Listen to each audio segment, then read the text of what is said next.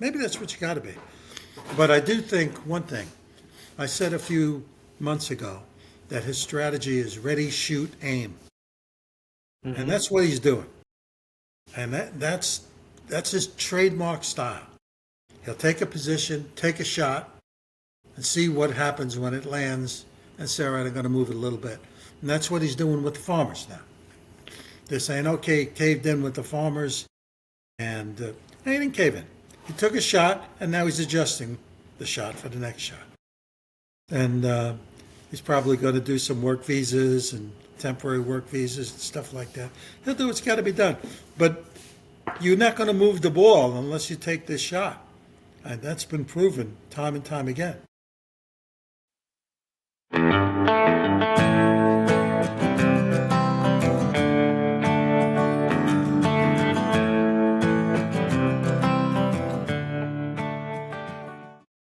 Hey, everybody, welcome back to Markets and Madness, the place where we discuss the madness that occurs when economics, politics, and personalities all move in different directions. Tim and I today, we haven't been on for a week or so, and a lot's happened. We've seen some major moves in the equity markets. As we've discussed a number of times over the past couple of months, Israel and Iran are starting to flex muscles, and I don't know where that leads us. Good morning, Tim. Morning, Fred. Looks like the markets are doing exactly what you would expect them to do. We had a flight to quality. Yeah. So they bought the dollar, they bought some bonds, bond yields dropped. Well, and the they markets sold went. the dollar, right? Oh no, I'm sorry. You're right. Yeah, Yeah, they bought the I'm dollar. looking at the euro. The euro's been sold off. Yeah, We're seeing inflows, flight to yeah, quality inflows in bonds, not in stocks. No, no, no, no. yeah. Dow was down six, 700 700. points. Yeah, And this looks like it's going to go on for a bit. Every time, come around 3:30 every afternoon for the next few days, trading days, people are going to be saying, gee, I wonder what's going to happen overnight. And they're going to get nervous. So it's going to be tough to sustain rallies. Although you might see some rallies, the bargain shoppers are there by the dip. So that said, we're doing exactly what's expected. If you really think about it, Trump said, look, you got 60 days. On day 61, Israel hit. And Israel's been hit now, launched a lot of missiles. We'll see where the rest of the world comes in on this.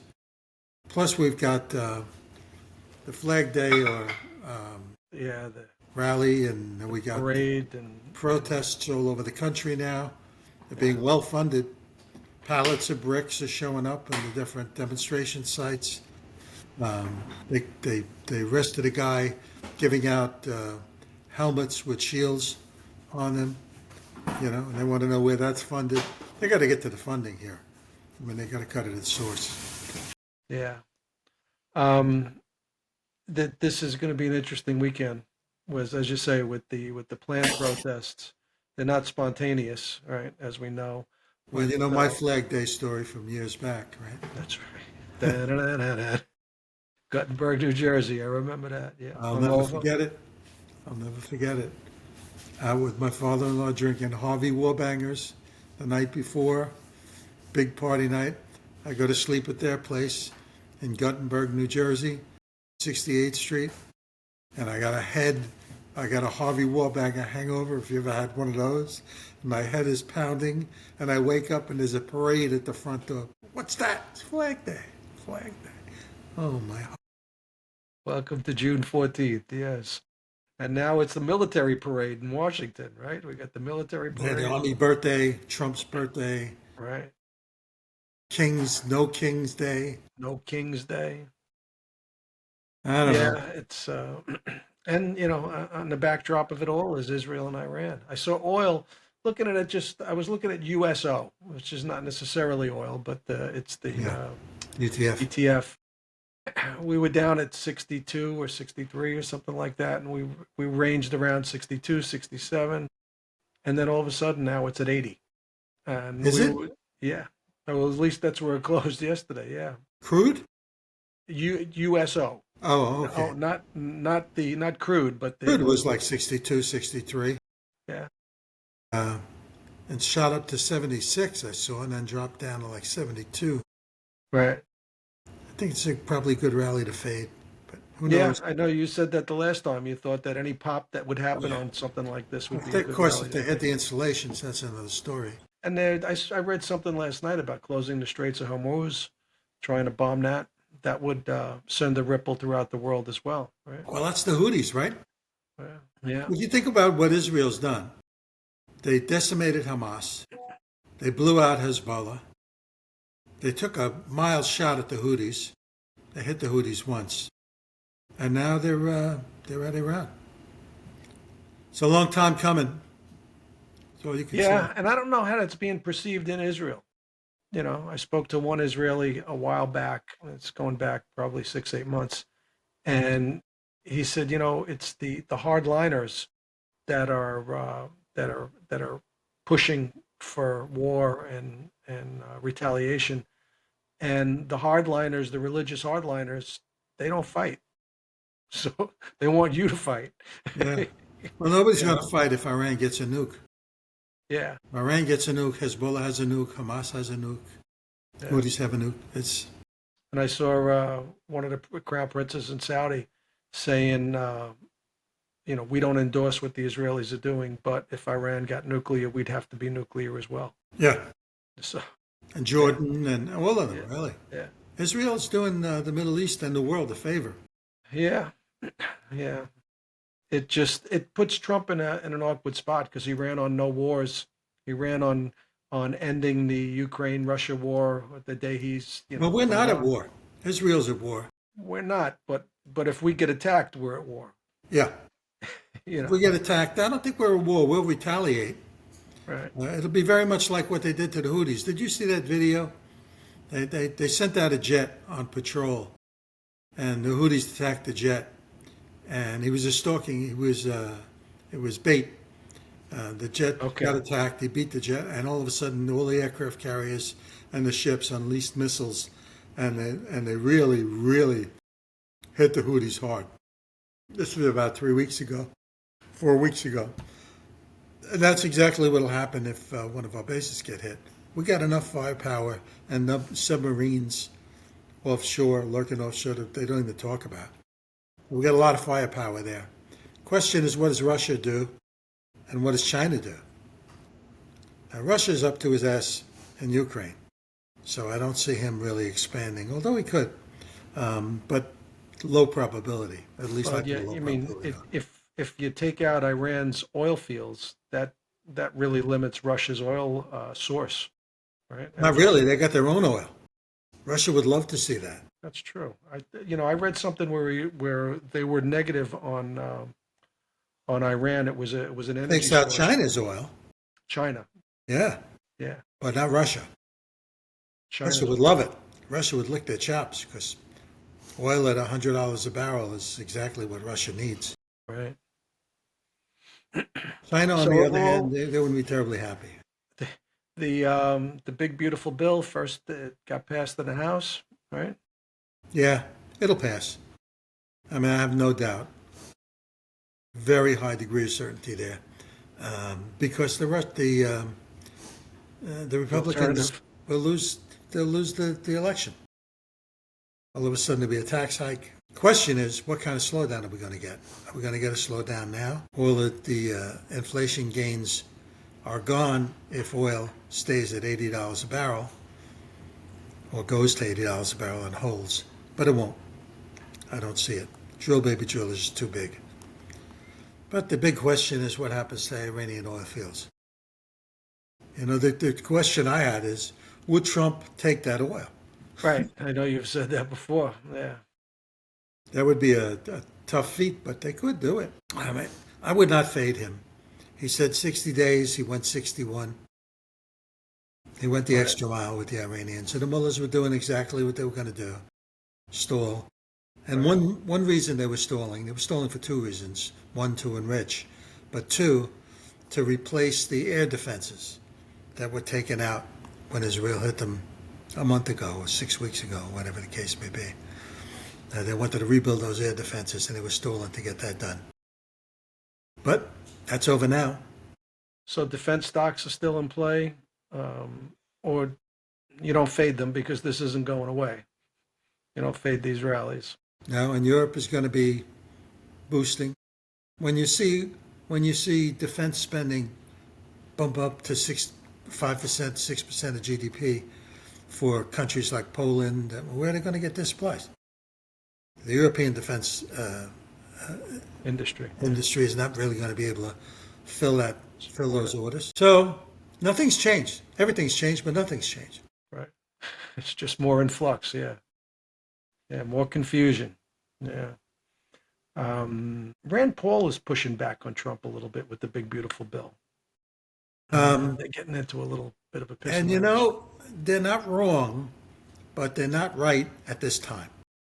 What they need is a stall. They need a 1 to 2 year hiatus on the debt, and say, all right, we'll live with whatever it is because we gotta let the tax cuts go through. But I mean, I don't think I've ever been more convinced that if he gets that bill, this economy is going to soar. I mean, I really, and long term, good, solid. He's building a solid foundation. He's doing exactly what needs to be done. I had this conversation with somebody the other day. That the blind prejudice forbids the anti-Trumpers to look at the benefits of this policy. It's, you can't get it's Trump, it's no good wall out of here. Listen, Trump's not a guy I'd like to have a drink with. I'm much more of a Reagan type approach. Right. You put a twinkle in your eye. But Trump is just outright defiant, obstructionist. Maybe that's what you got to be. But I do think one thing. I said a few months ago that his strategy is ready, shoot, aim. Mm-hmm. And that's what he's doing. And that's his trademark style.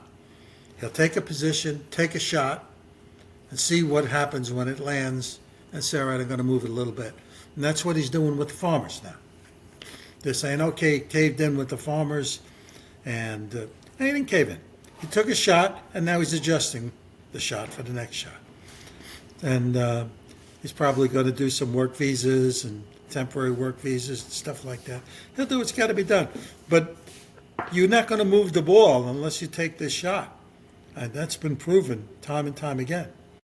I equate that to the guy we read who says, if you get an idea about investing, invest first and analyze later. Yeah. Get in. Yeah, take your shot. Yeah. I mean, I'm a big proponent of ready, shoot, aim. I fired mortars, Yeah. 88 millimeter mortars. You don't see where they land. You get the radio guy telling you, okay, deflection, move them over 40 clicks to the right, and you do. And then when he says fire for effect, then you unload. Right. And that's the approach. Any good businessman takes that approach. He does as much analysis as he can, and then pushes a button, sees where it lands, and adjusts. And then that's Trump all over. Right. And Shoot aim. his Trump enemies model. get to look at that and say, oh, he's backing off, he's caving in, he's taco. Right. Bullshit. Not at all. Right. I'm just simply readjusting the aim. I'm moving the gun a little bit to the left. What do you think about Bessent? Anything changed in your mind about what he's done? As well as talk that he was having a fight with Musk. He's got a very difficult job, Bessent. He's got to fund a massive debt. And for the foreseeable future, that massive debt's not going away. It's going to be losing you. I'm getting a notice that we may have lost connection. Are you there? Tim? I'll keep talking. I lost you there for a minute. Are we back, Fred? Yeah, you're Are we back? Okay, I'm responding to your question about Bessent. Yeah. He's got an impossible job. He's got a massive deficit and debt to fund, and it's not going to go away. He can only look at the inflation numbers. And now Trump is arguing with Powell about short-term rates. So at some point he's going to make it too difficult for Powell. I don't think he can fire him. Congress can remove Powell, I suppose, because they created the Fed. They could kill the Fed. And Powell reports to Congress twice a year. Once it's Humphrey Hawkins, right? So I think Powell has to look to Congress if Trump wants to remove When's him. his term over? I think he's got another 2 years. Yeah. Okay. But, you know, Trump's got Congress. So, So if Powell does ease, if we do see this in the short term, and there's some people calling for it, uh, what does the back end do? well, there's probably room to ease with the inflation here and real rates this high. I mean, you got real rates nearing 4%. You got 30-year what at 5. Mortgage rates are 6.5, 7. I guess. So there's room to ease with these inflation numbers. The question is, the Middle East has got to shake out here, and if you start seeing oil move up to $80 a barrel, inflation is going to tick up again. Right. It's directly related. Right. But there's room to ease at this point. Real rates are very high. Yeah, I don't disagree. We had said a couple of times in the past that it's not if and when he eases, but why he eases. If he eases under pressure from the executive branch, then that's a problem. If he eases because it's warranted because of a recession or because of overall high real rates, then the economy takes it in stride. I And think the bond Middle market East takes it the in Middle stride. East puts it into perspective because oil is a significant factor on the inflation side. Inflation's down where it is because oil is where it is. Yeah, and I haven't seen any production numbers on oil. I haven't followed that at all, but I'm curious if in the past 6 months we've seen a lot of production. I know it takes a while to get some of those old wells back on track. We cut the red tape, Yeah, and going forward, the markets are pricing forward. Going forward, he's opening up Alaska. Natural gas is going to fill the void originally, and there's plenty of that around. Yeah, things are all right. moving exactly the way they're supposed to move. This market is following the textbook. And just last point, we saw the big down day yesterday, and I've had some protection on for my portfolio. I bought some risk reversal, some downside. Um, do you think this is going to last a lot longer, or is this just war enabled and then we snap back? I don't think anybody can answer that. I think it's war. The other point we didn't make, which we should make, is there's a short covering rally going on in the dollar. The world is short. They've been short, and now in the midst of a war and a flight to quality, that could squeeze the shorts. So you could see a real spike in the dollar here. I don't know that it's long term or whatever. You have to see, but this market is vulnerable to a short squeeze. Yeah, I don't disagree with that. The market really does get, especially in the currencies, it, everybody gets on the wrong foot. They get loaded up in November, couldn't buy enough dollars. Yeah. Put it in your kids' IRA, as Dave Harbison used to say. Put it in your kids' IRA. Hold that forever.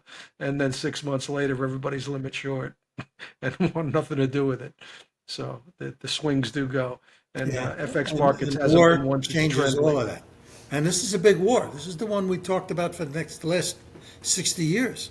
What happens if the Middle East blows up? Oh, this is the definition of that. We're right on the verge. We're not on the verge. We're in it.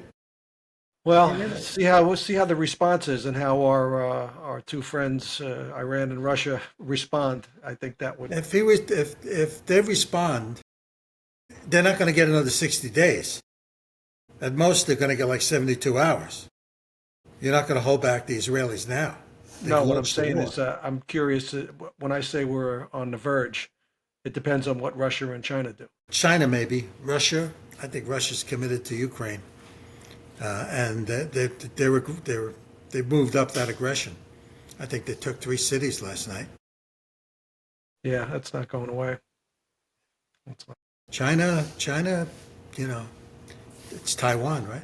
But you can make a very strong argument that even though we're not at war with China, China's at war with us.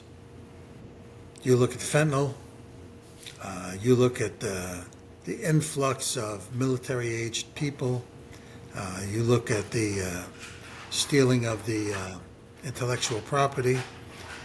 You look at the infiltration of the universities, the change in the culture. And last week, they seized 50 tons of whatever chemical they used to make meth, which was en route to the Sinaloa cartel, China to the cartel. So this begs the question. You got two countries and they got nukes and enough to kill each other in the rest of the world. How do they go to war? What does a war look like? It looks exactly like what China's doing. Exactly. That's interesting. Yeah. You infiltrate. So we're moving towards a very strong Cold War with China. Trump is advocating a Golden Dome, which is Reagan's SDI, and he's decoupling from China, and he's done this steel deal with Nippon. And what is that? That says, well, we can't do it on our own, but we need a steel industry, so we're going to go with an ally to have a steel industry, Japan. And we're decoupling. In 3 years' time, well, I think we're going to be in the midst of a Cold War, if not a hot war with China. Probably a Cold War. Yeah, we certainly opened up the door to China. And trade war. The trade wars. I mean, and that's every bit as devastating. You've been to China enough times. Can China survive without exporting? No, I don't think so. I think, there's some ghost cities there right now, and you go into the countrysides, people are not happy. So that unseats Xi, right? Because there's all kinds of reports that he's losing influence in the military. So that's the Cold War. And they're in a hot war with us. We're in a Cold War with them. Right. They're killing our people with fentanyl. And their argument there is, well, we had the opium wars. Look what you did to us. And it's been for the last 20 years, this fentanyl crisis. It's been going on. All right, I'll leave you on that happy note. All right.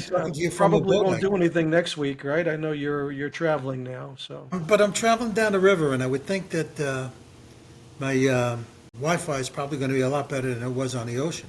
Okay. So we'll try I'm that. going to be traveling early next week, but I might have some time. We could probably do something. Yeah. Stay in touch. All right. Talk to you Safe trip. soon. Enjoy. Bye. All right.